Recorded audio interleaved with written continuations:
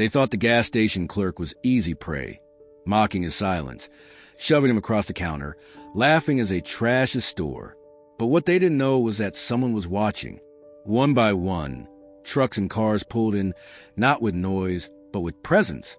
Veterans, boots grounded, caps marked with service, formed a quiet wall behind him. No threats, no shouting, just silence that grew heavier than the bikers' laughter. When they finally rode off, it wasn't their engines people remembered, but the respect that had been restored. What happens when noise meets unshakable silence? Before we continue with this story, make sure to subscribe to the channel, as we have a special story that'll be released soon. The lock clicked with more resistance than it should have, the metal stiff from years of use and nights of cold. Daniel jiggled the key once, twice, before the door finally gave, the glass pane pushing inward with a groan. He stepped inside, the familiar hum of the fluorescent lights already buzzing overhead. Even though no one had touched the switches, they were always left on, a constant, sterile glow that flattened everything into dull color. He stood for a moment, the door swinging shut behind him, and let the silence settle in. It wasn't real silence.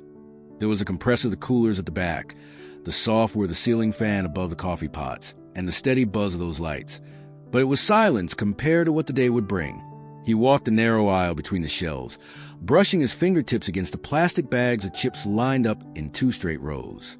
A few were already slouched to one side, half empty from the night shift's customers, and he straightened them without thinking.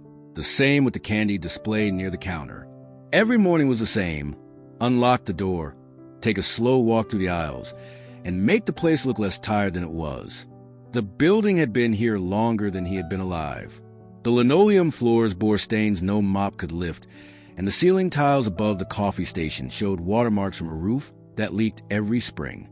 Daniel set his worn backpack behind the counter, pulling on the apron that still smelled faintly of fuel and fryer grease from the fast food place next door.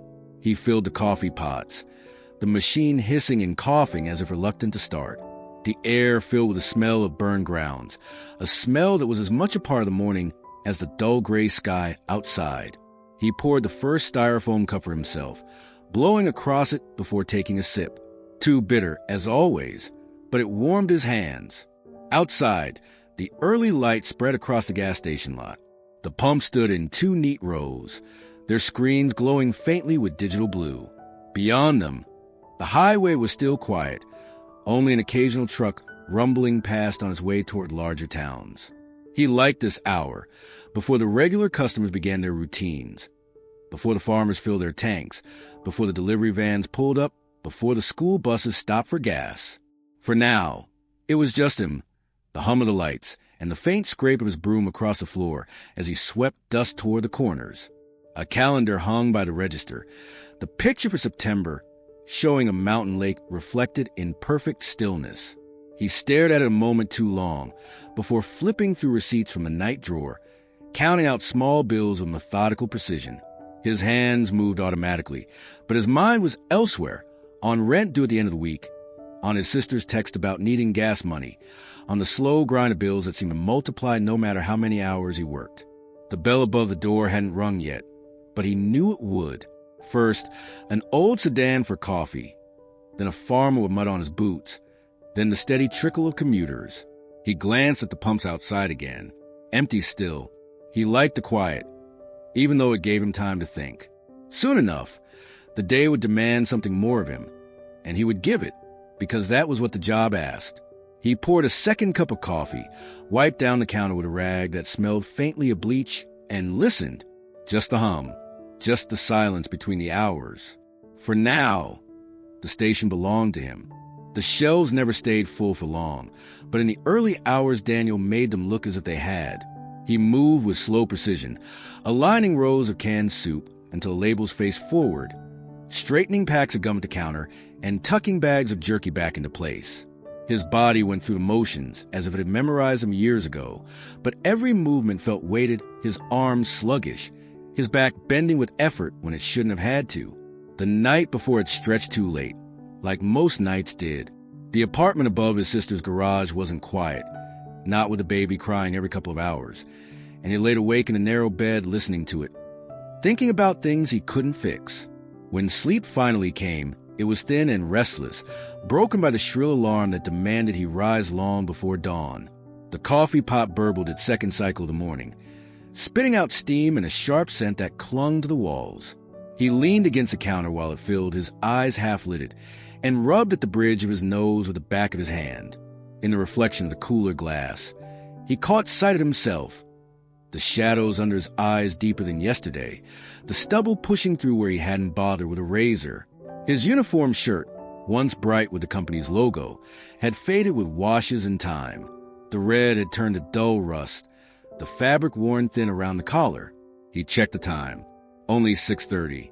The morning rush was still a half hour away, yet his shoulders already sagged with the weight of the day. He filled the racks with paper cups, tore open another box of powdered donuts, and stacked them neatly in a display by the register.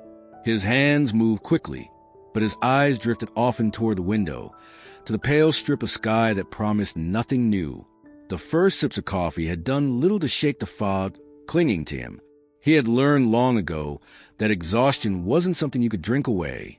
It lived in the body, settled deep in the bones, and no amount of caffeine ever seemed to push it out. Still, he poured another cup, this one for a farmer he knew would be coming in soon. It was easier to anticipate than to be asked. Routine was the only thing that held the hours together. Stock the cooler, wipe the counter, sweep the grit sand and dust dragged in from the highway. Every task was small, but done in sequence, it gave him something steady to lean on, something predictable when everything else in life shifted like sand beneath his feet. But routine didn't erase the weariness. It didn't stop his thoughts from drifting to overdue bills and the notice from the landlord about rent increases, or the way his younger sister looked at him with both gratitude and guilt when he handed over a folded 20 from his paycheck. The store looked ready, its shelves neat, coffee brewed, counters wiped clean. Yet behind the still order of it, Daniel carried a tiredness that no one walking to the door would see at first glance. Only if they looked close enough to notice the heaviness in his eyes and the way his shoulders rounded, would they know that the gas station clerk was holding himself together on less rest than any man ought to. It began faint, a low vibration threading through the quiet morning, so subtle that first Daniel thought it was just another semi rolling down the highway. He stood behind the counter, restocking a box of lighters one by one into the plastic rack, when the sound thickened, deepened, and settled into the unmistakable rhythm of engines. Not one, but several, their throaty growl climbing over the hum of the fluorescents and the gurgle of the coffee pot. The noise rolled across the lot in waves, steady and deliberate, and Daniel felt the air shift with it. He looked up toward the front windows, catching only the first glimpse as the machines came into view. Chrome flashed in the weak morning light. Headlights flicked off though the dawn was still pale, and handlebars rose high like skeletal arms reaching into the gray sky. They weren't rushing anywhere, not like the commuters who would soon crowd the pumps. These riders came in slow, deliberate, their engines revving not out of need but for effect. The sound filled every corner of the lot, echoing off the pumps, rattling the glass door, pressing against the quiet Daniel had built for himself since unlocking the place. He didn't move at first. His hand rested on the counter, a pack of lighters still in his grip, as the bike circled once before cutting toward the front. He counted them without meaning to 4, then 5, and finally 6 of them, lined side by side. Their boots hit the pavement as they swung off, helmets left on handlebars, leather vests flashing patches he didn't bother reading. Laughter followed, rough and too loud, carrying easy through the glass as if meant to be heard. The door creaked when one pushed it open, the bell above jingling like it did for every customer, though the sound seemed smaller against the backdrop of engines still idling outside. The first rider brought the smell of fuel and exhaust with him, heavy leather creaking as he moved. The others followed, 2 more filtering in while the rest lingered near the pumps, voices raised in careless amusement. Daniel straightened a little behind the counter, setting the lighters down and pulling his hands together, not clasped but resting in front of him. He greeted them the same as he did anyone, quiet, even, nothing more than necessary. The riders didn't answer, not really. One gave a nod, another smirked, but most of them let their eyes sweep the aisles as if they'd walked into a stage meant only for their performance. The store moments ago filled with the steady rhythm of routine now felt smaller. Their presence shifted the air, turned the silence into something brittle. Daniel knew better than to mistake their laughter for friendliness. It had an edge, sharp and practiced, the kind that announced itself long before trouble began. He leaned back slightly, fingers brushing the worn edge of the register, and listened to the engine still outside, their rumble refusing to quiet, as if even the machines themselves insisted on reminding him that his morning would no longer belong to him.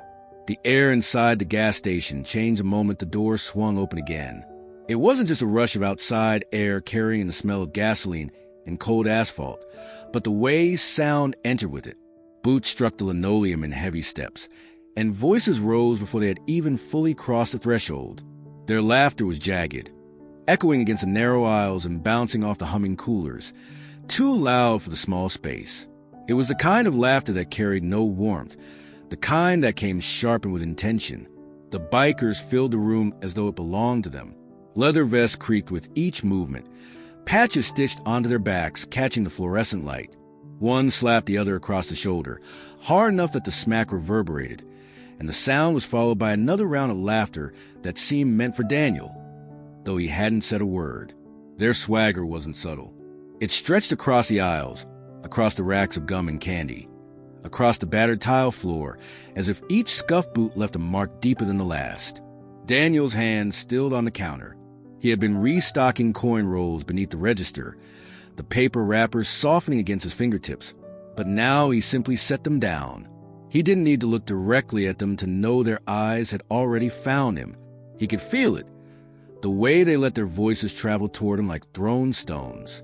"Quiet little shop you got here," one said, the words dragging at the edges of mockery. Another leaned across the nearest shelf, knocking a row of candy bars out of alignment with the back of his hand, just to hear them scatter. A third whistled low, looking around as though amazed by the banality of it all, before smirking at Daniel with deliberate slowness. Their voices overlapped, teasing one another, laughing at nothing that needed laughing at, but always keeping him in the center of it. He responded the way he always did, with quiet efficiency. His gaze dipped once toward the counter, then rose politely. "Morning," he said, the word stripped of tone, neither welcoming nor confrontational. It didn't matter. They weren't listening for a reply. One of them sauntered closer, his boots scraping against the floor, his jacket carrying the smell of oil and smoke. He tapped his knuckles against the countertop, not because he needed service, but because he could. His grin stretched wide as the others chuckled at the gesture, as if even knocking on the counter was some kind of performance. Daniel stood straighter, not defiant, not small, just steady. He had worked enough mornings to know that quiet could be its own shield. Still, the laughter carried on, thickening the air, filling every space where silence had been only minutes ago. The bikers weren't buying anything. Not yet. They were buying time, their own amusement, and Daniel's patience. And in the harsh glow of the gas station lights, leather and laughter seemed to swallow everything, leaving Daniel to stand within it, holding himself still as if steadiness alone could anchor the room. The laughter had already settled into the walls, low and sharp, when their attention turned more deliberately toward the counter. It happened in stages, almost like a slow tightening of a rope. At first, they wandered the aisles, their voices bouncing off one another, tossing remarks loud enough to be heard, but not directed with precision. A bag of peanuts was picked up and put back down with exaggerated carelessness. A bottle of soda tapped against the edge of the shelf until it rattled. A display of maps thumbed through as if the paper itself were a joke. But gradually, their movements drew inward, circling closer, until Daniel became the anchor of their orbit. He felt it before he saw it. The stillness that comes when too many eyes settle on one place. His hands moved over the register keys, tapping in a routine check to make sure the drawer balanced, though there were no customers in line. He kept his gaze steady on the screen, but the sound of boots scuffing against linoleum told him they were closing in. "Look at him," one said, voice pitched just loud enough to cut the hum of the coolers. Not a word out of him. Bet he don't talk at all unless you pay him. Another chuckled, leaning his elbow onto the counter with the weight of someone who wanted to be noticed. Bet he's counting those pennies like they're gold bars. quiet little banker, huh?" The words carried no interest in answers. They were weapons dressed as jokes, sharp and careless. Daniel looked up once, not to challenge, but to acknowledge, the same way he would glance at any customer waiting. He gave a brief nod, the same neutral greeting he had given earlier, and then dropped his gaze back to the register. His silence didn't end the moment. It stretched it, gave them more space to fill with their noise. The tallest one, broad across the shoulders, tilted his head toward Daniel and grinned, teeth sharp in the fluorescent light.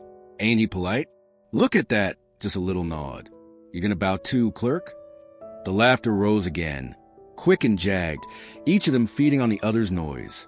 Inside, Daniel kept his rhythm steady. He reached for a roll of change, tapped it against a drawer, and slotted the coins into their place. His body remembered the work, even while his chest felt tight with the weight of their focus. He had learned long ago that reacting gave people what they came for. Silence, though, it frustrated them.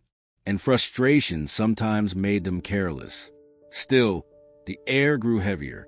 One of them leaned across the counter, close enough that Daniel could smell the mix of fuel and stale cigarettes in his jacket.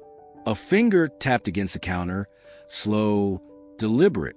"Hey, clerk," the man said, drawing out the title like it was something smaller than it was. "You got a name, or just that tag they pin on you?" Daniel's eyes flicked briefly to the tag sewn above his pocket, the letters fading but still legible. Daniel. He didn't answer. He simply adjusted a receipt, slid it into place, and kept his posture calm. That quietness, the refusal to rise, was what made them choose him fully. Weakness was what they thought they saw, a silence they mistook for fear. And in their laughter, sharper now, Daniel understood that the morning had shifted. The target had been chosen, and it was him. The first words were tossed like stones into still water, small and seemingly harmless, but meant to ripple outward. One of them leaned against the counter, his weight pressing into the laminate as he squinted at Daniel's faded shirt. "You get that uniform out of dumpster?" he asked, his voice edged with mockery. The others laughed on cue, loud and jagged, as though the joke had been sharper than it was. Daniel glanced down at the shirt, the company logo barely holding its color after too many washes, and then back at the register. He didn't answer. The drawer slid shut with a quiet click that seemed almost deliberate against their noise. Another biker picked up the thread, dragging his gaze up and down Daniel's frame. "Look at those shoes. Bet he's been running in and out of this place. So long the soles are worn thinner than that hair on his head." He tilted his chin at the others, and laughter erupted again, more for themselves than for any real humor.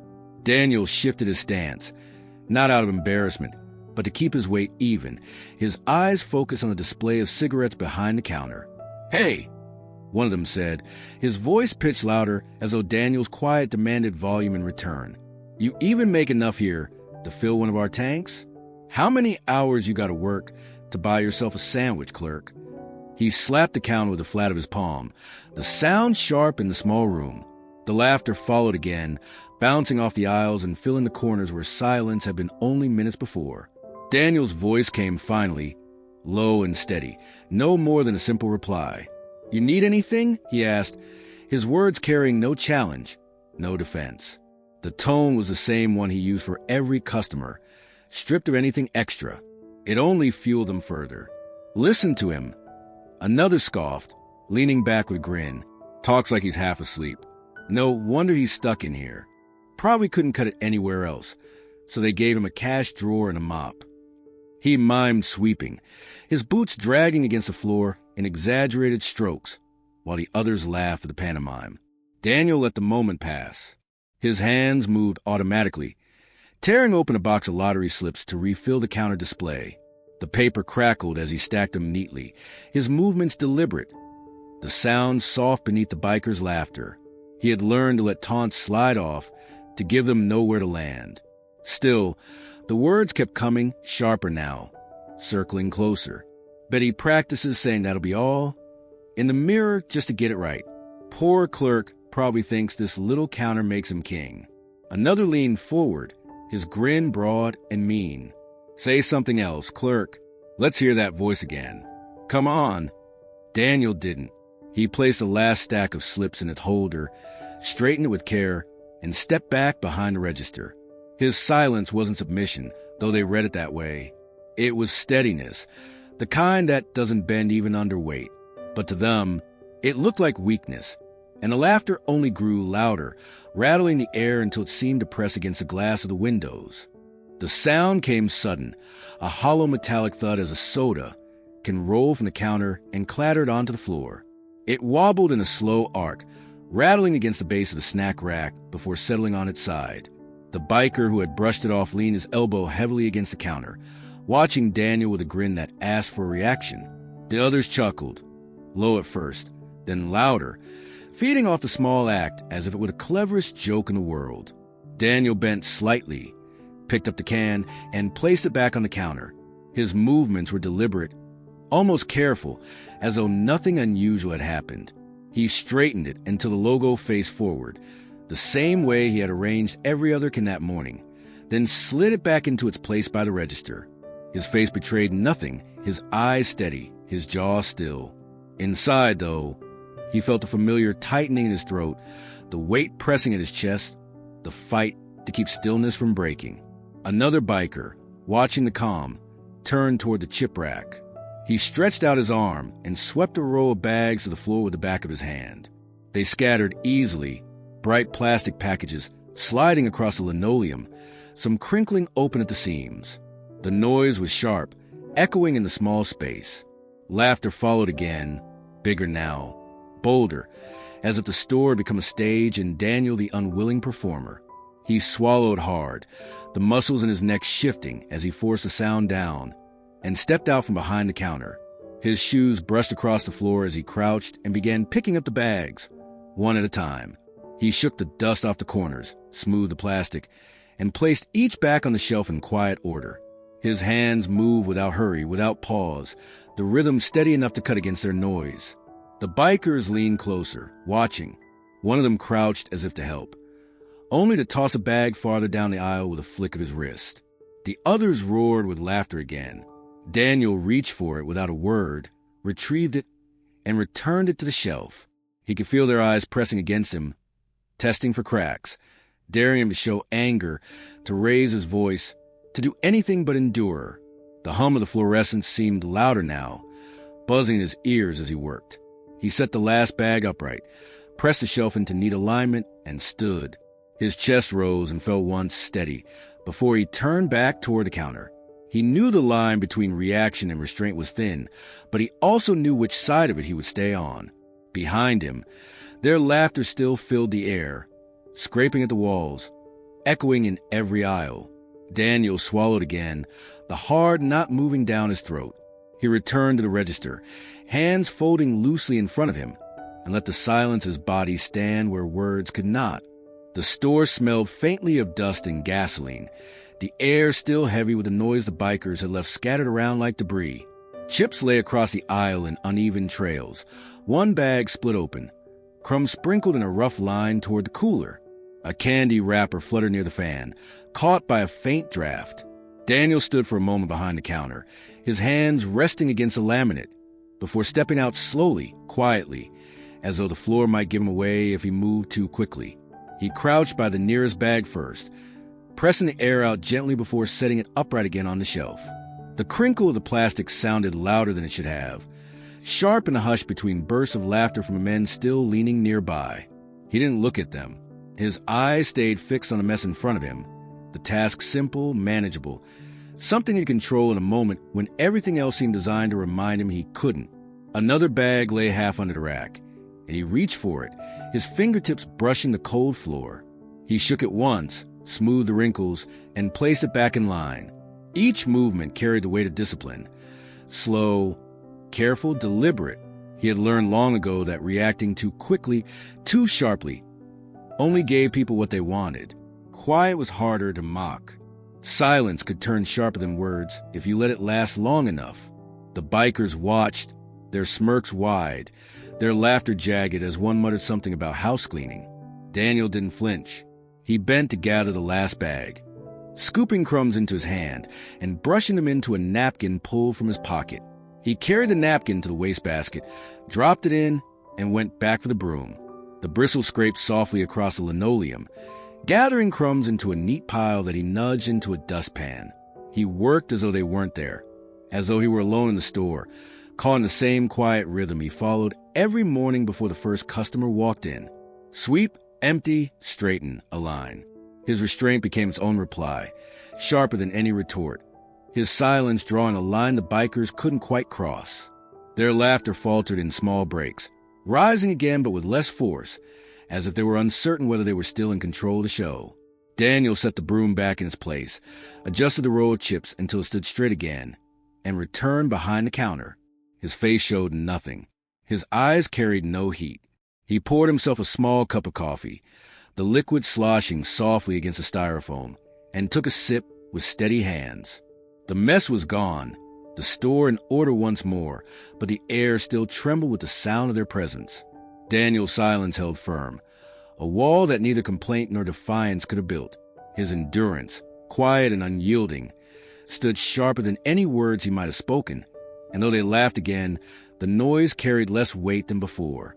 Outside, the cold morning air carried a faint tang of gasoline, sharp and steady as it mixed with the dampness left by last night's rain. The pumps clicked and whirred as an old man stood beside his pickup, one hand gripping the nozzle, the other resting lightly on the bed of the truck. His shoulders were bent from age, the denim jacket he wore softened by years of wear, its elbows thin, almost a fray. He kept his eyes on the pump at first, watching the numbers rise slowly on the digital screen, but his ears tilted toward the store. Even with the glass between him and the counter inside, the voices carried. Laughter, loud and jagged, too sharp for the quiet of morning. He didn't look immediately. Habit told him not to. Instead, he shifted his stance, the rubber of his boots pressing into the wet pavement, and adjusted the nozzle as though the simple act needed all his focus. But when another burst of laughter rang out, this time followed by the distinct rattle of something falling inside, his eyes flicked sideways. Through the glass doors, the view was partial, broken by reflections of the pumps and the pale strip of highway behind him. But he saw enough. The young clerk, shoulders drawn in, moving across the aisle with slow care, gathering bags off the floor. And around him, shadows of men in leather vests, their stances loose and careless, their laughter carrying even to the closed doors. The old man turned his eyes back to the pump, the numbers climbing higher. His jaw tightened slightly, though his expression remained calm. He had seen scenes like this before, not always in gas stations, but in bars, on sidewalks, in small-town diners where loud men mistook quiet ones for easy marks. He knew the rhythm of it, the circling, the laughter, the little pushes to see how much someone would take. He didn't rush his pumping. He let the handle click into place, leaned a little heavier against the side of the truck, and listened. A plastic bag of chips fluttered against the inside of the glass as it was tossed aside. Catching his eye again, the clerk bent low, collected it, set it neatly back. His movement spoke more than words might have. Steady, deliberate, swallowing the noise rather than feeding it. The bikers laughed again, but something in their laughter had begun to sound hollow when heard from a distance. The pump clicked off, the tank full. The old man pulled the nozzle free, shook it once, and returned it to its slot. He twisted the cap back onto the truck's tank with a slow motion, as though each turn needed care. Still, his eyes drifted back to the store once more. He didn't move toward it. Not yet. His hand rested on the truck bed again, fingers brushing the worn grooves of the wood. He stood there for a few more seconds, listening to the muffled rise and fall of the voices inside, saying nothing, his silence deliberate. Watching was enough for now. Waiting was what mattered. The laughter thinned into a restless rhythm, the kind that looked for something more to feed it. The bikers had already swept chips from shelves and rattled soda cans against the counter, their noise filling the narrow aisles until even the hum of the lights seemed drowned beneath it. Daniel had answered each act the same way, quiet, steady, with movements that restored order rather than broke it further. But quietness, to men who thrived on spectacle, was not enough. They wanted more. The tallest of them leaned across the counter again, his leather vest creaking as his hand spread wide over the laminate. He tapped once with his knuckle, the sound hollow, then glanced at his companions with a grin. They laughed as though the knock had been a punchline. Then, without warning, his palm pressed forward against Daniel's chest. It wasn't hard enough to hurt, not yet, just a push, sharp enough to force Daniel back a step, his hip brushing the register behind him. The movement froze the air for a moment. The others roared with approval, as though even this small shove had been the climax they were waiting for. Daniel steadied himself, his shoes squeaking slightly against the linoleum as he regained his balance. His hand rose, not to defend or strike, but to adjust the edge of the counter where nothing had moved. He let his breath out slowly once, through his nose, and kept his eyes on the man in front of him without lifting his chin. The biker tilted his head, testing the silence. "See that? Doesn't even bark," he said to the others, his voice carrying the satisfaction of someone who thought he had proven his point. Another step closer, folding his arms across his chest, his grin wide and hungry. Push him harder, maybe he'll squeak. The laughter rattled the shelves, spilling into the corners of the store until it seemed the walls themselves absorbed it. Daniel's hands found the counter again, his palms pressing flat against the smooth surface. His heart beat faster, but he didn't let it show. He knew the weight of eyes, the expectation that he would flare, that anger would break through the quiet. But instead, he stood steady, letting the silence sit heavier than any words could. The push had moved his body, but it hadn't moved his ground. The tall biker leaned back, his grin faltering for just a second when no reaction came. The others laughed again, but the sound didn't carry the same sharpness as before. It was louder, yes, but also thinner, as though the energy of it was forced. They wanted fire. Daniel gave them stone. He adjusted the receipt book beside him, squared the pen jar so it stood straight, and brushed his palm once against his apron. The simple gestures, ordinary and unshaken, cut sharper than defiance. He had swallowed the moment, refused to give it back to them, and in doing so left them with only their own noise echoing hollow in the fluorescent light. The bell above the door gave its familiar ring again, but this time it carried a different note. A man in a flannel jacket who had been browsing the coffee station glanced over at the counter, his cup half full, and froze. He had heard the laughter, the scrape of boots, the hollow thud when Daniel had been pushed, and now he measured the air like a man deciding whether to stay or vanish. His eyes flicked from the bikers, loud and heavy with presence, to Daniel, standing quiet and still behind the register. The decision was quick. He set the coffee down on the nearest shelf, untouched, and walked toward the door with his head lowered. The bell jangled as he stepped outside, and the sound of his truck engine followed not long after. A woman who had been flipping through a lottery booklet at the far end of the counter glanced nervously toward the group. Her hands hesitated, still holding the slip, before she slid it back into place. She whispered something like, "Another time," under her breath, though no one could hear it over the noise. She smoothed her purse strap on her shoulder and moved quickly toward the door, her footsteps light, as if hoping they would be drowned out. She didn't look back when she pushed outside into the cold. In the aisle nearest the coolers, two teenagers had been loitering, deciding between sodas. One nudged the other, and their conversation fell into silence. Their eyes locked on the bikers for a long second before they exchanged a glance. No word were spoken, but the decision was the same as the others. They returned the sodas hastily to the shelf and slipped toward the exit, their sneakers squeaking faintly on the tile. The bell gave another muted ring. Almost embarrassed as they left, the bikers noticed, but only enough to smirk. One laughed and muttered, "Smart folks," though it was clear the words weren't meant as praise. Their focus remained on Daniel, who had neither raised his voice nor left his post. The exodus of customers gave the store an emptiness it rarely held in the middle of the morning. What had been a quiet rhythm of coffee pours, change counting, and small talk just minutes ago now felt stripped away, leaving only the weight of leather, boots, and laughter. Daniel saw it all, without moving his head. He caught the flick of jackets, the shifting of shoulders, the absence of noise as each customer slipped out. His chest tightened slightly, not from anger but from recognition. He didn't fault them. He understood the choice. Not everyone wanted to stand inside a storm when they had the chance to leave. But as the bell stopped ringing and the door settled shut behind the last of them, he felt the room grow smaller.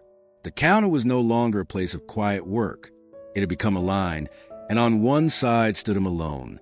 He swallowed once, the sound barely audible even to himself, and let his hands rest on the register. The store belonged to the bikers now, at least in noise, at least in presence. The locals had gone, their retreat silent, leaving Daniel to carry the weight of the room by himself. The old man lingered by his truck longer than the fuel pump required, one hand resting on the bed as though the weight of the metal steadied him. He had finished filling the tank minutes ago, yet he hadn't climbed back inside, through the glass storefront. He had seen the customers slip out one by one, their hurried exits marked by the jingle of the bell and the quick shuffle of feet. He noticed the way the bikers leaned in heavier after each departure, their laughter rising as the store emptied. He noticed the young clerk's silence, too, the way he carried himself steady even as the noise pressed harder against him. The old man's face betrayed nothing. His brow furrowed slightly, but his mouth stayed even, neither smile nor frown, just a line that gave nothing away. He reached into his jacket, fingers brushing against the worn leather of a wallet, then shifting past it until he found the phone in his breast pocket. The device looked almost too modern in his hand, at odds with the faded denim, but he handled it with ease, thumbing it awake and scrolling through numbers. He glanced once more at the glass doors. Inside, the bikers were still loud, one leaning across the counter, another knocking a display of lighters with the back of his hand. The clerk stood in place, shoulders square, no words wasted, his movements precise. The old man drew in a slow breath, then pressed the call button. He lifted the phone to his ear, his posture still casual, as though he were arranging nothing more urgent than a delivery of feed or a late breakfast with a friend. The ring tone buzzed softly against the morning air. He turned slightly, his back now half to the store, his face angled toward the open highway. His voice, when it came, was quiet and level, low enough that it did not carry across the lot. Words spoken in measured cadence, the kind that revealed little to anyone who might overhear. A pause, then another nod, this one smaller, barely perceptible, as though in response to whatever answer came through the line. He ended the call as simply as he had begun it, slipping the phone back into his pocket. His expression hadn't shifted once, still unreadable, carved into the same stillness that had marked him since he arrived. Only his eyes moved, narrowing slightly as he looked again through the glass. He watched as one of the bikers leaned in closer to the clerk, their posture bold, their laughter grating. He did not intervene. He did not rush forward. He simply stood by his truck, his hand once more resting on the metal, fingers tapping once, twice, as though counting time. The nod he gave them was small, almost invisible, but it carried weight nonetheless. Not a signal meant for those inside, not a gesture of comfort or warning, but an acknowledgement to himself, a recognition that something had been set in motion. His face remained unreadable, but in his silence there was a certainty, quiet and firm, as he waited by the pump for what he knew would come. The back room was no larger than a walk-in closet, crowded with boxes of paper towels and crates of soda stacked unevenly against the wall. Daniel slipped into it during a brief lull, not to hide, though part of him wouldn't have minded the barrier of the door, but to fetch another sleeve of cups for the coffee station. The bikers' voices carried easily, muffled but insistent, their laughter leaking under the crack of the door as if the walls themselves couldn't hold it back. He bent to lift the box and, in doing so, his eyes landed on the bulletin board nailed unevenly to the far wall. It had been there longer than he'd worked at the station. The cork was faded, corners frayed where tacks had gone in and out too many times. Notices layered on one another, some curled with age, others crisp and new. The top sheet was a flyer for a church bake sale scheduled weeks ago, its edges already yellowing. Beneath it, he saw the corner of a poster about a lost dog, the ink blurred by time, the number barely legible. But it wasn't the notices that caught him. It was the photographs. They were black and white in some cases, color in others, but all had the same look. Faces lined with time, men and women in uniform, some standing stiff in rows, others seated around long tables, smiling faintly at whoever held a camera. A few pictures showed groups outside the very station where he worked, leaning against trucks, their jackets patched with symbols Daniel recognized from passing glances. Veterans, most of them, though he didn't know their names. He stepped closer, setting the box of cups down for a moment, and scanned the rows of faces. There was a man standing beside a gas pump that looked older than the building itself. His uniform cap shaded his eyes, but his stance was straight, shoulders squared, pride written in the lines of his posture. Another photo showed a small group gathered in winter, snow piled around their boots, steam rising from styrofoam cups of coffee. In the corner of that image, tacked with rusty pen, someone had scrawled a note. After the march, we met here. Daniel studied the photos longer than he meant to. They seemed out of place. Yet at the same time, they belonged more than anything else in the room. The laughter from outside pushed against the door again, but here the walls carried their own voices, quieter, steadier, echoes of men and women who had once filled this space not with noise, but with presence. He thought briefly of the old man at the pump, denim jacket pulled tight, expression unreadable. He wondered if his picture might be somewhere on the board, tucked beneath a flyer or hidden behind a curling edge. He couldn't be sure, but the thought lingered as he reached again for the box of cups, hefted it into his arms, and moved back toward the front. The bulletin board stayed behind, its cluttered collage of notices and faces pressed into silence, but Daniel carried the weight of it with him. The stories on the walls were easy to overlook, faded by time, but they were there, steady as stone, reminding him that the room he walked back in had been witness to more than just laughter and noise. The sound swelled until it seemed the narrow aisles could hardly contain it. What had begun as a series of sharp chuckles and scattered jeers now rolled through the store in waves, laughter layered on laughter, each voice pushing the next one higher. It wasn't joyful, not the kind that grows naturally from a shared story or a joke told well. This laughter at edges, jagged and biting, designed to fill the space and leave no room for anything else. It pressed against the walls, reverberated off the coolers, and drowned the quiet hum of the lights that had been so steady earlier in morning. One of them banged his palm against the shelf just to hear the noise, and the others howled as if it were the cleverest thing done all day. Another pulled open the cooler door and let it slam shut again, the glass shuddering in its frame. Every act, no matter how small, was treated as fuel. Their voices grew louder, overlapping, until it was difficult to tell who was speaking and who was simply laughing for the sake of it. Daniel stood at the counter, his hands resting lightly on either side of the register, his body still as stone. He didn't speak, didn't flinch, didn't let his eyes linger on any one of them long enough to be caught. His silence seemed to sharpen their noise, the contrast making them bolder. One leaned across the counter and mimicked the stillness, eyes wide in mock seriousness, before breaking into another round of laughter that pulled the others in with ease. The static quality of their voices began to creep into everything. The air felt charged, as though it carried the weight of a storm about to break. Customers had already slipped out, leaving the store emptier than usual, and without the steady shuffle of footsteps or the soft murmur of ordinary transactions, the bikers' noise filled every inch of space. The store had become theirs, not by right, but by volume. One picked up a candy bar and waved at the others before tossing it back onto the shelf without care. Another rattled a metal rack of chips, the sound sharp, almost metallic. Their laughter followed immediately, harsh and relentless. They weren't just mocking Daniel anymore. They were mocking the store itself, mocking the idea that anything here could belong to anyone but them. The bell above the door didn't ring. No one entered to interrupt. No one remained to see. Daniel felt the weight of that absence, but he carried it the same way he carried everything else. Quietly, without letting it touch the surface. He let their laughter crash and echo around him, his stillness standing as the only thing that didn't bend. But the air inside the store no longer belonged to him. It was thick with noise, with swagger and mockery, with the kind of laughter that left no silence untouched. It filled the aisles like static, seeping into every corner, rattling the thin walls, until it seemed the building itself strained to hold it. The register drawer slid open with its usual metallic clink, a sound swallowed almost instantly by the biker's noise. Daniel counted change into his palm with the same slow rhythm he used every morning, his eyes on the coins, his breath steady, as if the chaos around him did not exist.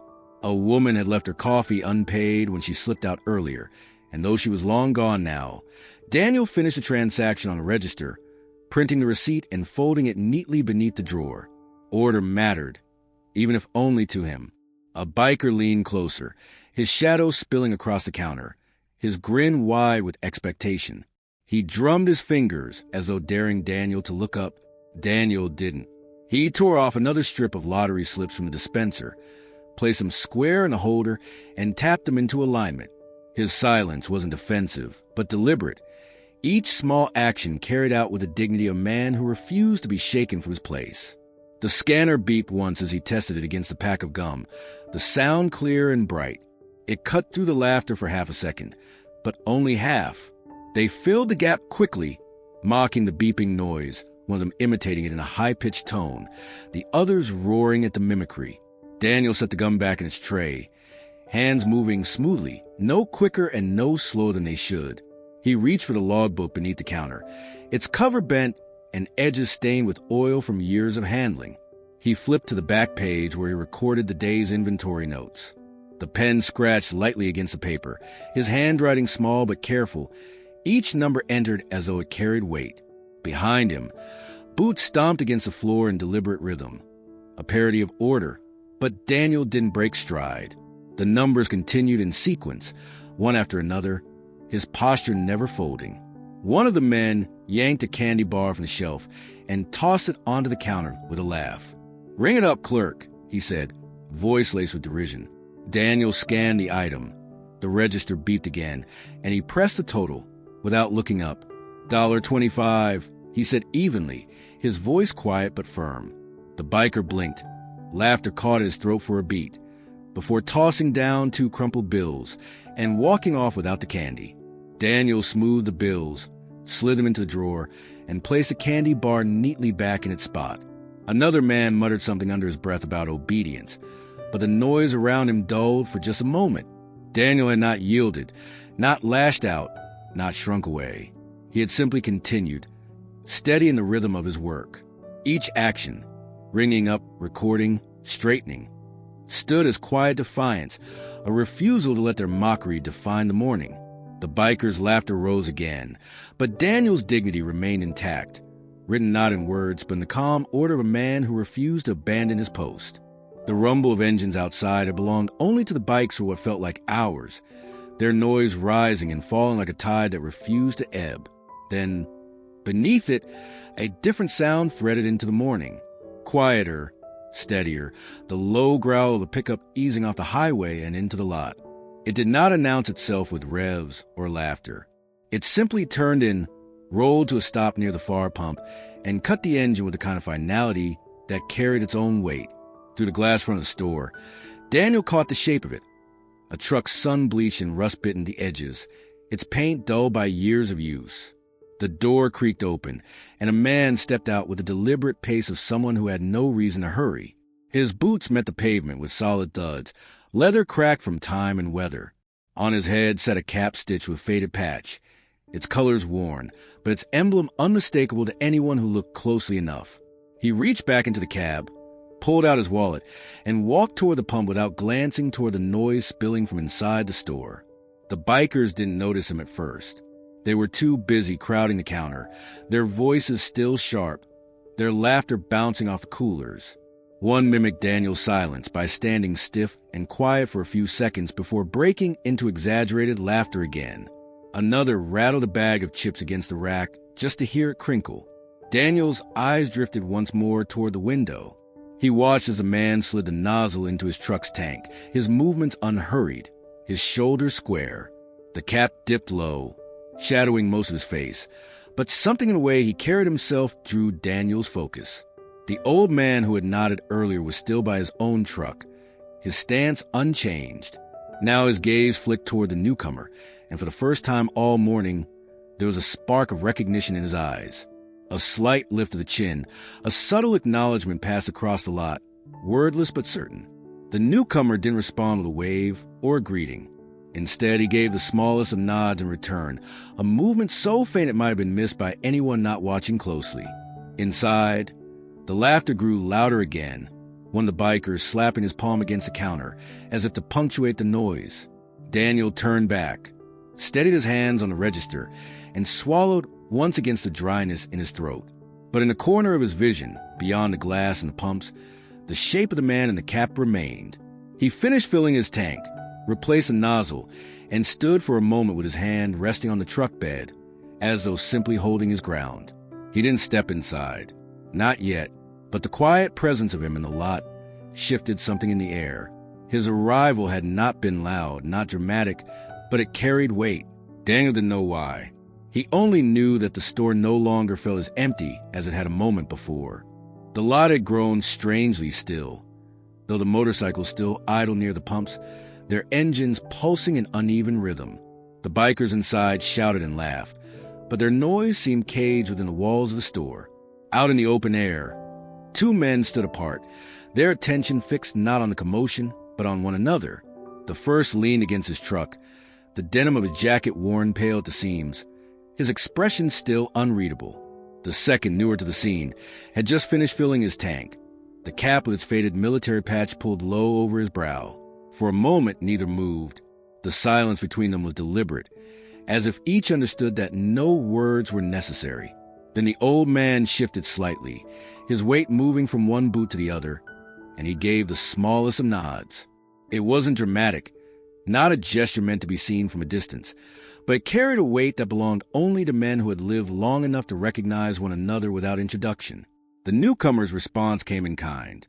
His hand remained on the side of his truck, fingers spread against the metal, but his head dipped just enough to acknowledge what had been offered. It was a subtle exchange, so quiet and precise that anyone glancing out from the store might have missed it entirely. Yet the air around them seemed to shift with it, as if a current had passed silently between 2 points. Inside, Daniel kept his eyes down, arranging receipts and straightening stacks of gum by the register. He didn't see the nod, but he felt something change. It wasn't that the laughter lessened. The bikers were still loud, still filling the aisles with mockery, but beneath their noise, the silence outside had deepened, steadying. The two men stood like that for several long breaths. The old man's gaze lingered on the patch stitched to the other's cap, faded thread still holding its shape after years of wear. The newcomer's eyes, barely visible under the brim, seemed to measure the stance of the man leaning by the truck, the set of his shoulders, the stillness that spoke more than any words might. No smile passed between them, no raised hands or spoken greetings. Only the nods, exchanged without rush, carrying the kind of recognition forged in places far from gas stations and morning quiet. It was a recognition of men who had seen enough to know what stood in front of them, who understood that silence could speak with more certainty than noise. The newcomer adjusted his cap slightly, turned toward the store, then paused, as though waiting for something unseen. The old man's chin lifted again, almost imperceptible, a second acknowledgement, this one heavier, sealing the understanding that had already been reached. The bikers did not notice, their attention still chained to their own spectacle.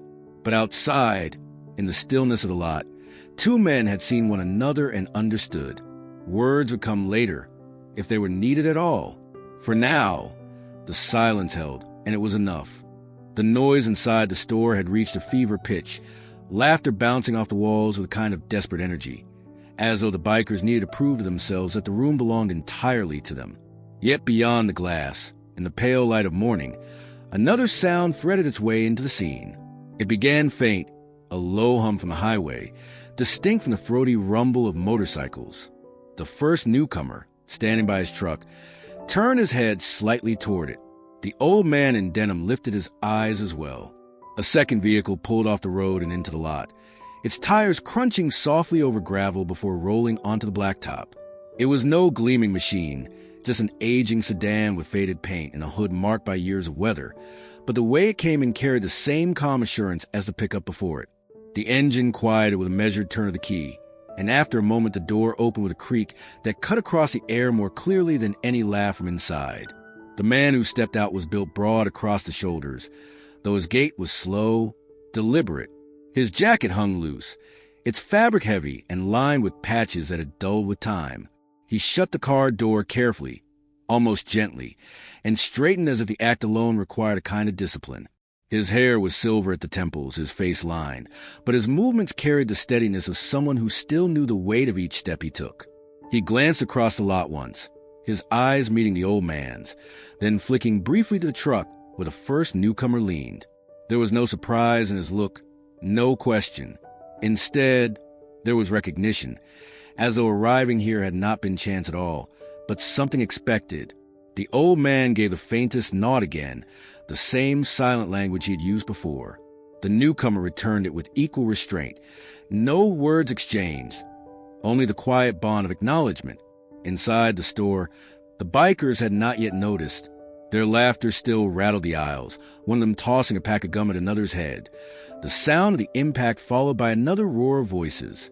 Daniel, standing at the counter, lifted his gaze toward the window. Without meaning to, he caught sight of the sedan, of the figure stepping away from it, and for a moment his chest loosened. He didn't know why. He couldn't name the man or guess his reason for being here. But there was something in the slow, steady pace, in the way of the silence outside, that pressed against the noise inside. The second man walked toward the pumps, his boots striking the pavement with quiet authority. He didn't rush, didn't gesture. He simply arrived, as though the lot had been waiting for him all along. And with his arrival, the air shifted again, heavier now, steadier, a silence gathering at the edges of the store that the bikers had yet to recognize. The store still pulsed with the noise of the bikers, their laughter and taunts filling the air like a storm cloud that refused to break. Yet outside, the lot was beginning to shift into a different rhythm. The first truck remained parked near the pumps, its driver steady at its side. The sedan had joined it, the broad-shouldered man leaning against the hood with his arms folded, his gaze directed toward the store without urgency, without fear. The silence they carried stood in contrast to the chaos inside, a silence that seemed to grow heavier with each passing minute. From down the road, another engine began to hum. This one was different again, the higher whine of a compact car, whose age showed in the rattle of its muffler. The sound drew nearer until the car turned sharply into the lot, gravel scattering under its tires. The driver's door opened, and a man stepped out wearing a bomber jacket, softened by years, patches stitched across the chest and sleeves, the kind earned through time, not bought for show. His hair was close-cropped, gray running to the black, and he walked with the careful, measured steps of someone who still carried discipline in his bones. He didn't glance at the bikers' machines, lined up near the pumps. He didn't even look toward the store at first. Instead, his eyes went straight to the two men already waiting. They met him with nods as quiet as the first, small movements that carried all the weight needed. He answered with one of his own, then moved to stand beside them, his hands slipping easily into his jacket pockets as if the place already belonged to him. Before the bikers had even finished their next round of laughter, a fourth engine rumbled in, this one deep and even, the kind that came from a vehicle tuned to reliability, not speed. An SUV pulled in, its paint dulled by years of dust and sun, a small flag pinned to the antenna. The driver climbed out slowly, his frame tall but slightly stooped, his gait marked by the kind of stiffness that hinted at old injuries. He wore a plain coat, no patches, no insignias visible, but the way he carried himself spoke enough. He closed the door with deliberate care and scanned the lot briefly, his gaze lingering on the others who stood waiting. Again, no words were spoken. The old man in denim gave the same faint nod, and the newest arrival returned it, stepping into place at the edge of the lot. Four of them now stood in quiet formation, not lined in parade but aligned in presence, each one anchoring the space with nothing more than their stillness. Inside, Daniel worked the register, his movement steady, though his eyes flicked toward the glass when he heard the SUV's engine cut. He caught sight of men outside, their figures spaced in a loose row near the pumps. The bikers hadn't noticed yet, too loud in their own performance, their laughter rattling like tin against the calm outside. But Daniel saw, and though the noise inside still filled his ears, he felt something different pressing against it now, a line forming at the edge of the lot. Unspoken but undeniable. Daniel had trained himself not to look outside too often when the bikers filled the store. Their laughter, their taunts, their restless hands knocking against shelves. It all demanded enough of his attention. He had learned to keep his eyes low, his movement steady, giving them no excuse to push harder than they already had. But as the minutes stretched on, as the noise swelled and spilled into every corner, something in him drifted. His gaze slid toward a glass front, almost against his will, and what he saw made his breath catch. Through the glare of the fluorescent lights reflecting off the windows, beyond the line of motorcycles idling at the pumps, figures stood in the lot. At first, he thought it was only the old man with the denim jacket, still leaning on his truck, still unreadable. But then his eyes adjusted and he saw the others. One near the sedan, arms folded. Another with hands in his jacket pockets. A taller man by the SUV, his shoulders square despite the stiffness in his stance. They weren't scattered or wandering. They were standing in quiet alignment, as though drawn together by something unseen, their presence heavy in the morning air. Daniel's tired eyes widened, the exhaustion that had weighed on him since before dawn breaking just enough to let something else in. He blinked, once, twice, unsure at first if what he saw was real. The men didn't speak. They didn't wave or call out. They simply stood, watching, their silence steady against the chaos that rattled the aisles behind him. The bikers hadn't noticed. Their laughter was too loud, their focus too fixed on pushing him, on making the store their stage. One rattled a row of candy bars again. Another leaned against the counter with a grin too wide, waiting for Daniel to break. But Daniel's mind had already shifted. He looked past them, past their noise, to the gathering outside. Something in the set of those men's shoulders, in the calm that seemed to anchor them, told him this was not chance. His throat tightened, not with fear this time, but with the weight of realization. He thought briefly of the bulletin board in the back room, of the faded photographs pinned among curling notices. Uniforms, marches, faces lined with resolve. It was as if those pictures had stepped out of the wall and into the lot, their stories no longer trapped in paper and tack holes.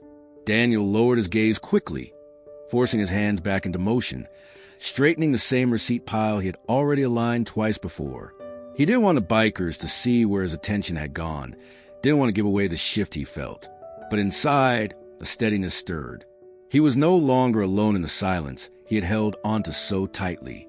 When he risked another glance, the men were still there, unspoken in their formation, their presence stronger than any noise that echoed inside.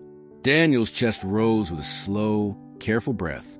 His tired eyes no longer carried just weariness. They carried recognition of something gathering, something waiting just beyond the glass. The first to notice was the one closest to the window. He had been rifling through a display of sunglasses, trying them on one after another with exaggerated poses, when his eyes caught the shapes outside. He froze just a fraction too long, then let out a laugh, sharp and dismissive, loud enough for the others to hear. "Well, look at that," he called, jerking his chin toward the glass. Whole retirement home came down to watch us shop. The others turned their heads, curiosity catching for a moment. They saw the line forming near the pumps, the pickup, the sedan, the SUV, and the men standing beside them, shoulders square, eyes steady. The bikers let out another round of laughter, rough and mocking. One slapped his thigh, as if the sight itself was a joke too good to ignore. "What's this, Clerk? You call your grandpas down here to save you?" Another leaned across the counter, his grin wide, his teeth bared like he was daring Daniel to react. "Don't tell me you think those old-timers are going to step in. They can barely stand up straight, let alone do anything about us." His words carried a sneer, the kind meant to echo, to keep the others laughing with him. Daniel didn't answer. He kept his eyes down, stacking a small row of gum packs into neat order, but his chest tightened. The men outside hadn't moved, hadn't spoken, but their silence carried more weight than the bikers' noise. He knew the bikers felt it too, even if they wouldn't admit it. That was why they laughed louder now, sharper, desperate to fill the space that silence had begun to claim. One of them cupped his hands around his mouth and shouted through the glass, "Hey, old man, nice hat. You lose a war or just forget what year it is." The words bounced off the window, falling flat against the steady stillness outside. No one answered. The veterans didn't flinch, didn't raise their voices.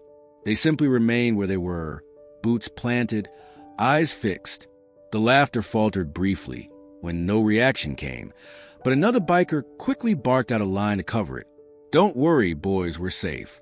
Clerk's got a senior citizens club watching our backs."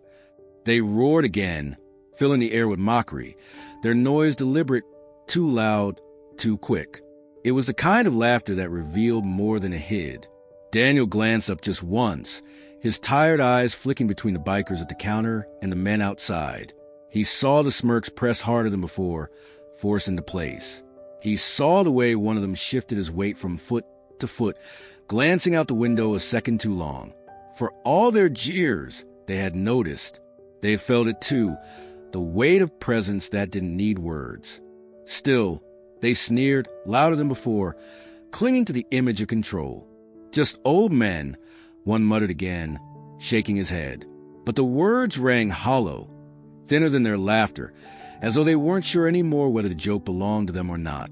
Engines came and went on the highway all the time, the sound so familiar that most people barely noticed. But on this morning, each new rumble seemed to turn into something more deliberate. The bikers were still loud inside, their laughter scraping at the walls, their jeers echoing as they leaned heavier on the counter. Daniel stood steady, but his eyes kept drifting toward the window. Each time he looked, the picture outside had changed. The first few men had seemed almost accidental, a quiet gathering at the edge of the lot. But now, the line was lengthening.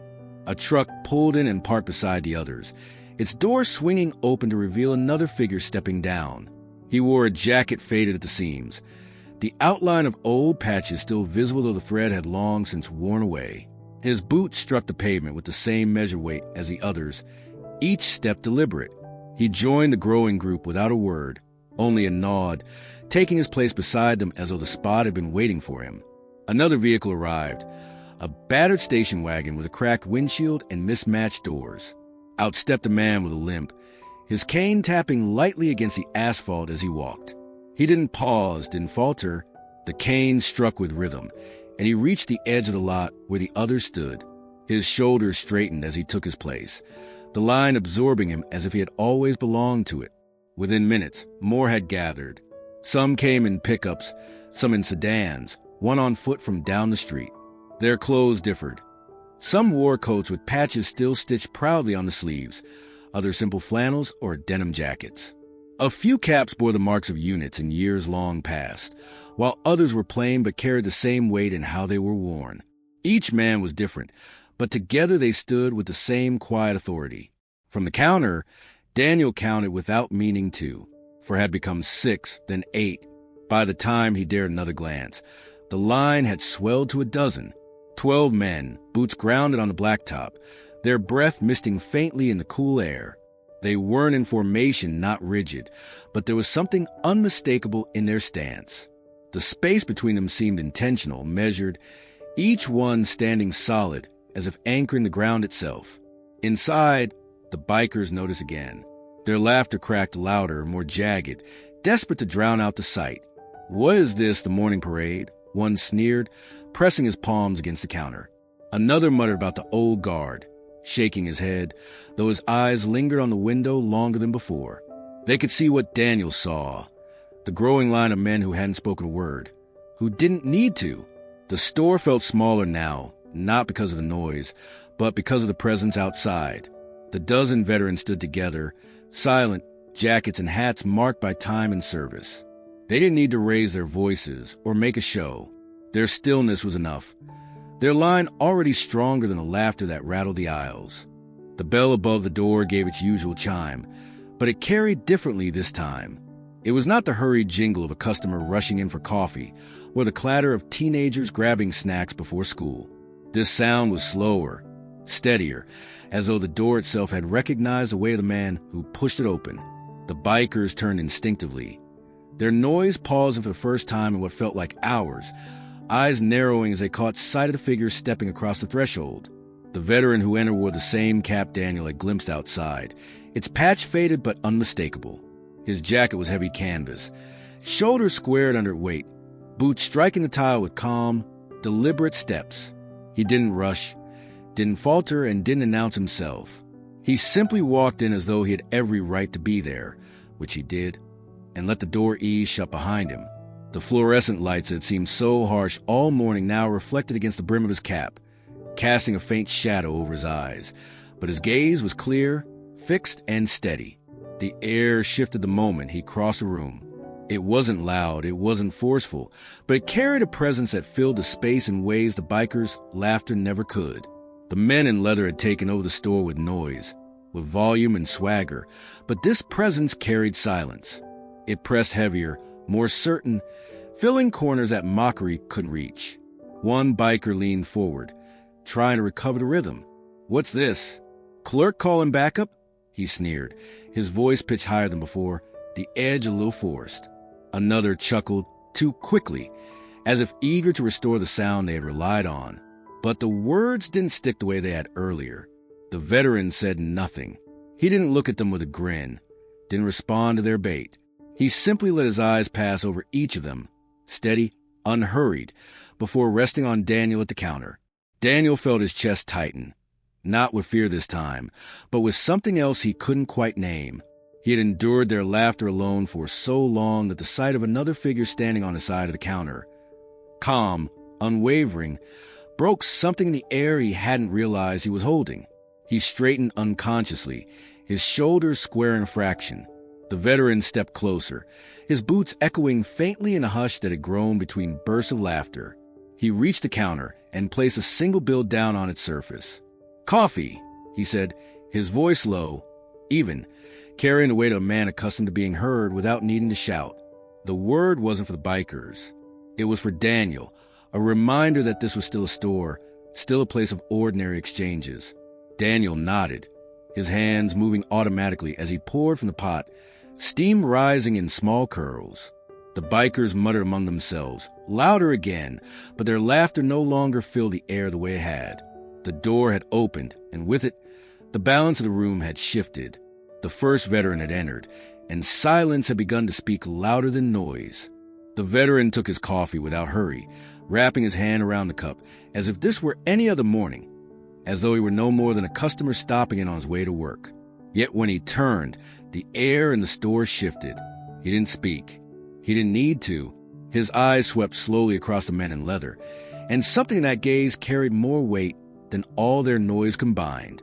The bikers had built their dominance on volume, on laughter loud enough to rattle shelves, on boots stomping against the linoleum, on hands knocking cans and bags to the floor. They had filled every inch of silence with sound, convinced that noise equaled power. But when the veteran looked at them, steady and silent, their noise faltered. It wasn't dramatic. It wasn't even immediate. It was smaller than that. One laugh cut off half a beat too soon. One smirk that slipped for only a second.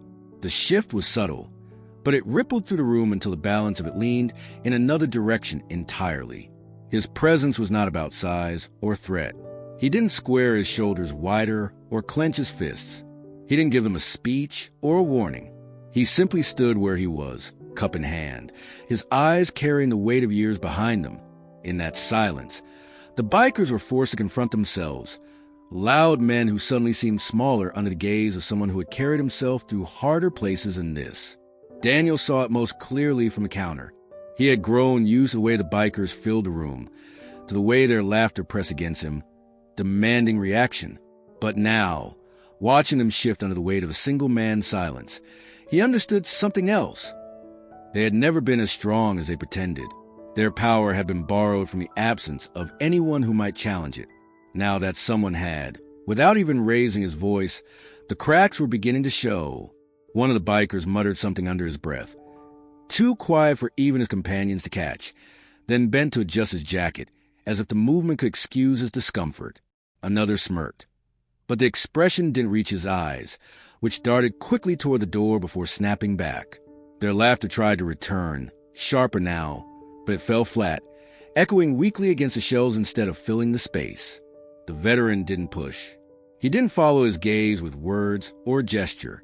He simply sipped his coffee once, set it back down on the counter, and let his eyes rest on them as though measuring each one. The silence stretched, not empty but full, until even the hum of the fluorescent lights seemed louder than their bravado. In that moment, the room belonged to him, not through force, but through unspoken authority. He had walked in quietly, ordered coffee, and looked at them. That was all. Yet the bikers, for all their swagger, no longer held the store the way they had moments before. The weight of silence had shifted, and the noise no longer stood as tall. The first veteran stood with his coffee at the counter, steady as stone, his silence bending the air in ways no one inside could ignore. The bikers shifted in their boots, their laughter thinning, their sneers trying to patch over the unease creeping into their postures. Daniel stayed behind the register, hands resting lightly against a laminate, his body still, his breath controlled.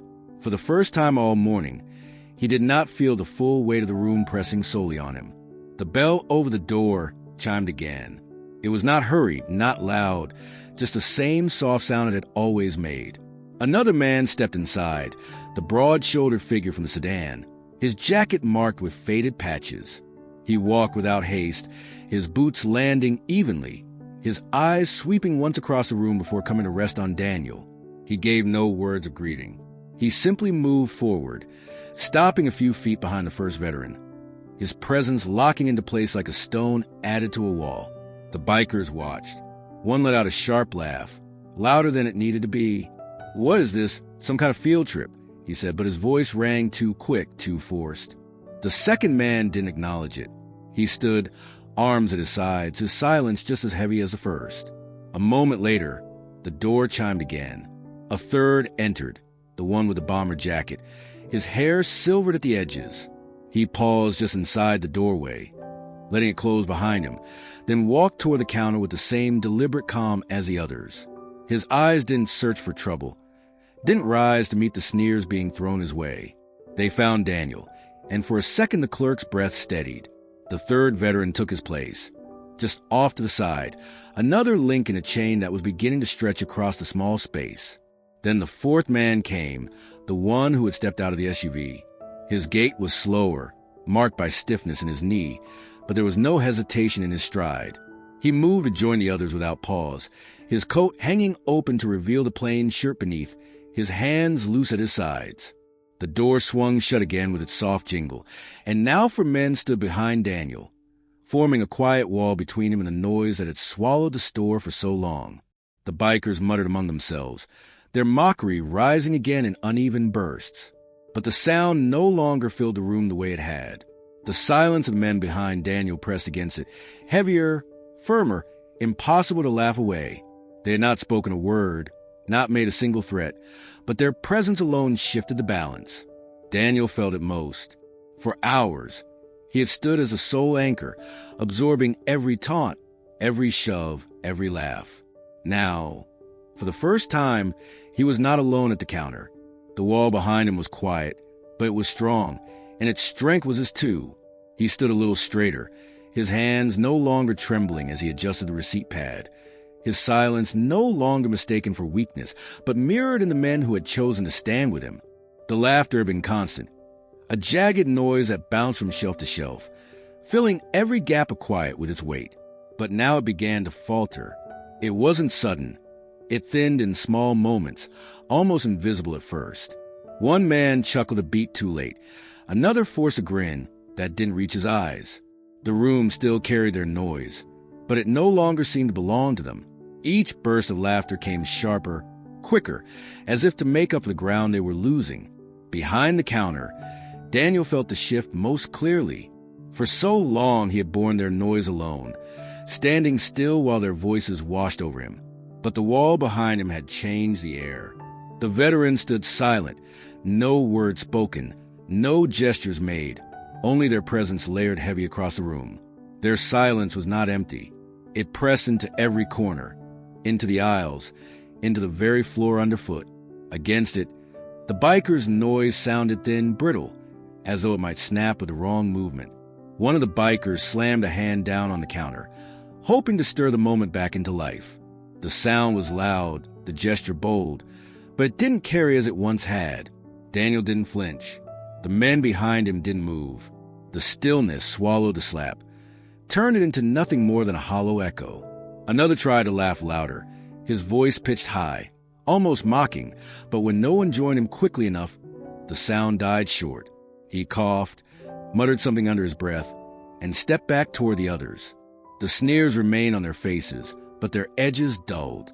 One shifted his weight, boots scuffing against the linoleum, his eyes darting toward the window where more figures stood outside. Another cracked his knuckles noisily, a gesture meant to show ease, but his jaw tightened in the same breath. They tried to mask it with volume, but the room no longer belonged to them. Daniel set a receipt on the counter, his hand steady now, and tapped it neatly into place. The scanner beeped as he tested it against a pack of gum, the small sound clearer than the last round of laughter. The veterans behind him stood silent, watching without staring, steady as stone. That silence pressed harder than any threat could have.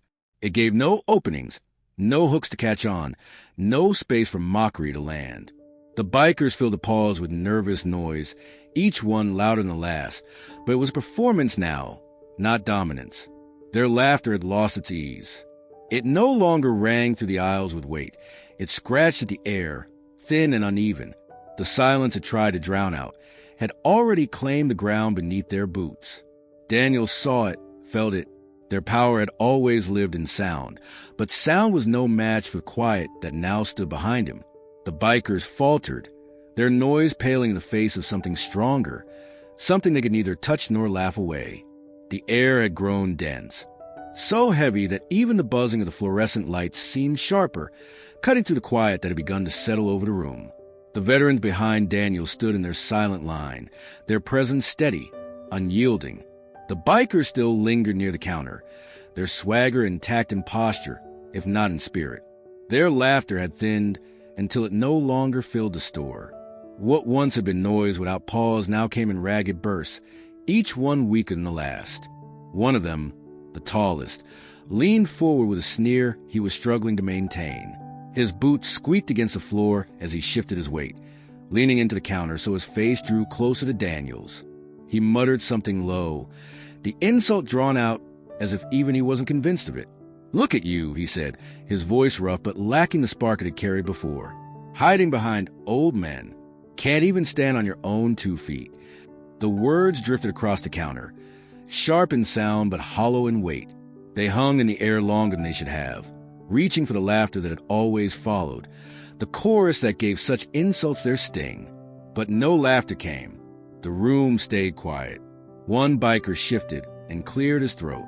Another looked toward the window, where the line outside had grown longer, more figures standing shoulder to shoulder in silence. Daniel didn't move. His hands rested flat on the counter, his posture calm, his eyes lowered not in defeat, but in discipline. The veterans behind him didn't stir either. They stood like stones, their silence louder than any rebuttal could have been. The insult, stripped of the noise that was supposed to carry it, sounded small. It withered in the stillness, exposed for what it was, a final test, desperate and half-hearted. The tall biker glanced at his companions, his sneer faltering. He had expected laughter to follow, the same raucous echo that had filled the store all morning. Instead, he was met with downcast eyes and tight jaws. No one was eager to join him this time. The weight of the silence pressed harder with every passing second, until even his own voice seemed to betray him. Daniel drew in a quiet breath, steady and unbroken. He picked up a receipt slip, folded it neatly, and set it back on the counter. The sound of paper against laminate was soft, almost imperceptible, but in that silence it carried more power than the insult that had been thrown. The biker straightened, his grin forced now, his bravado leaking out like air from a punctured tire. Without the shield of laughter, without the energy of his pack echoing behind him, his words had become nothing more than a mutter. He turned his head, spat onto the floor with a show of contempt, but even that felt empty. The silence had grown too strong, and it swallowed every attempt he made to reclaim the room. The insult lingered, unreturned, unsupported, and then it died, leaving the store a hush that weighed more heavily than any threat. The tall biker lingered at the counter a moment longer, his jaw tight, his eyes restless. The others shifted behind him, their weight moving from boot to boot, their earlier swagger gone slack. The silence in the store pressed down, heavy and unmoving. It wasn't the silence of fear, not the brittle hush that followed a shout or slam. This silence was rooted, grounded by the dozen men who stood outside and the quiet wall that had formed behind Daniel. Against it, the noise the bikers had built their bravado on no longer held. Their laughter, once jagged and relentless, had thinned to nothing. Even the insult muttered moments before it crumbled into stillness, unanswered and unacknowledged. One finally broke. He nudged the man nearest him, muttering something low, too low for even Daniel to hear. The other grunted in reply and moved toward the door, his boots scuffing against the linoleum. The bell above gave a meek jingle as he stepped out, swallowed quickly by the roar of his bike's engine kicking back to life. Another followed, then another. Their retreat wasn't sudden, but it was steady, each man peeling away from the counter and heading for the door, their noise dwindling as the door swung open and shut behind them. The engines outside roared louder with each ignition, the machines growling as though trying to reassert what had been lost inside. But even that sound, deep and mechanical, could not cover the silence that lingered. The veterans outside didn't move, didn't flinch. They stood in their line, boots grounded, watching as the bikers mounted their machines one by one. The roar of exhaust filled the lot, tires crunching over gravel, headlights cutting faint beams against the morning haze.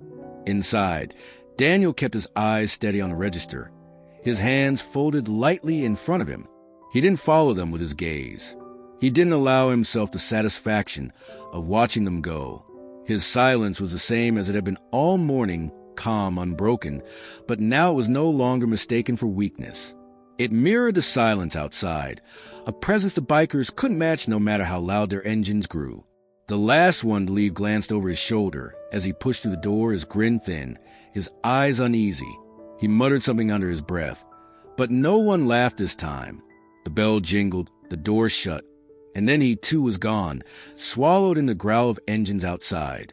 The machines rolled slowly across the lot, one by one pulling out toward the highway. Their noise rattled the glass, filled the air, but carried nothing of the swagger it had when they first arrived.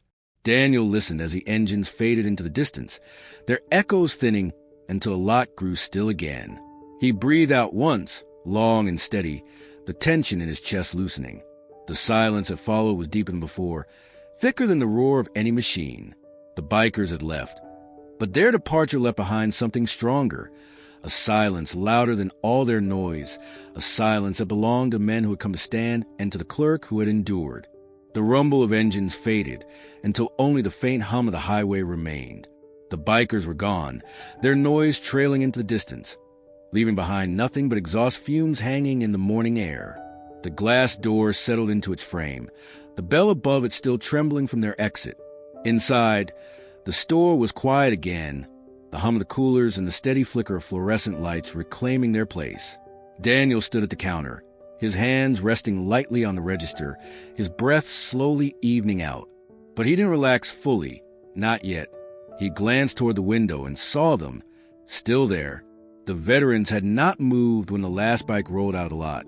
They remained in their line, scattered slightly along the pumps and the edge of the blacktop. They didn't stand for show, didn't square their shoulders in exaggerated displays of strength. They simply stayed, boots planted, eyes steady, as if waiting to be certain that the space belonged again to silence and not to swagger. Their presence was an assurance, quiet and deliberate, that what had just unfolded was not to be undone the moment noise faded. The man with the cap and faded patch lifted his coffee to his lips, sipping it as though he had all the time in the world. Another shifted his stance, stretching one leg to ease a stiff knee, then let his arms fold across his chest again. The others barely moved at all. They stood as if anchored, each man carrying weight enough to steady the ground beneath him. Daniel watched them for a long moment, his chest loosened with a slow breath, the kind he hadn't dared take since the engines had first rolled in earlier that morning. He knew they weren't there to make a spectacle. They hadn't spoken a word, hadn't raised a voice or made a single threat. Yet their silence had been enough to turn the tide, to unravel noise built on bravado, and leave the store standing whole again. Inside, the air still carried traces of the bikers' laughter, echoes that clung to the corners like smoke after fire. But the weight of the veterans' silence pressed heavier, pushing those remnants out until all that remained was stillness. Daniel straightened the stack of receipts, his hands steady now, then wiped the counter with the rag he kept nearby. The motions were ordinary, but they felt different, less like endurance, more like continuation. Outside, the veterans began to shift only after several long minutes had passed. One gave a nod toward another, a small acknowledgement. Another adjusted his cap, the brim lowering against the morning sun. Slowly, deliberately, they began to break the line, each man turning back toward the vehicles that had carried him here. Yet even as they moved, their silence held, their presence lingering like a promise that the ground would remain steady long after they were gone. Daniel stood watching until the first truck door closed, the sound firm but unhurried. He let his hands rest flat against the counter and breathed again. The line had held, not for themselves, not for appearance, but for him, and for the quiet that needed to be restored. The store had returned to its ordinary rhythm, though it did not feel the same. The hum of the coolers, the hiss of the coffee pot, even the faint buzz of the fluorescent lights, they were no different from how they had been before the bikers came. Yet the air itself carried another weight now, not of tension, but of something steadier. Daniel stood behind the counter, his hands flat on the laminate, his shoulders beginning to loosen after hours of holding firm. The echoes of laughter and mockery had drained away, leaving the space quieter than he could remember it being in weeks. Outside, the veterans lingered in the lot. A few leaned against their trucks, their jackets catching the pale morning light. One adjusted the brim of his cap. Another rested his hand against the hood of his car. They spoke little, if at all. Their silence was not the sharp silence of defiance anymore, but the calm that comes after something has already been settled. They had not stepped forward with words or threats, had not filled the store with bravado of their own. Instead, they had stood, and in their standing the balance of the room had shifted until the noise that once dominated it seemed smaller than a whisper. Daniel looked at them through the window, his tired eyes resting on the old man in denim who had been the first to notice, the one who had lingered by his truck long before the others arrived. For a moment, he hesitated. He had endured the bikers' taunts without reply, had swallowed every insult and pushed with silence. Words had felt useless then, but now something different pressed at his chest, a need to acknowledge what had been given. He stepped out from behind the counter. His shoes squeaked faintly against the linoleum as he walked to the glass door and pushed it open. The bell chimed softly overhead, the sound carrying into the morning air. The veterans looked up, not sharply, but with the calm attention of men who had already decided there was no need for alarm. Daniel stepped onto the pavement, the cool air brushing against his face, and let his eyes move across the line. His voice, when it came, was steady, quieter than the noise that filled the store earlier, but clearer than anything he had spoken that morning. "Thank you," he said. The words were simple, no more than that, but they carried the weight of everything he could not bring himself to say, the long hours of silence, the sting of taunts swallowed, the steadiness that had been met with steadiness. The men did not answer in unison. Most simply gave small nods, eyes meeting as before drifting back toward their vehicles. The first veteran, the one with the faded patch on his cap, lifted his cup slightly before setting it back on the counter ledge outside.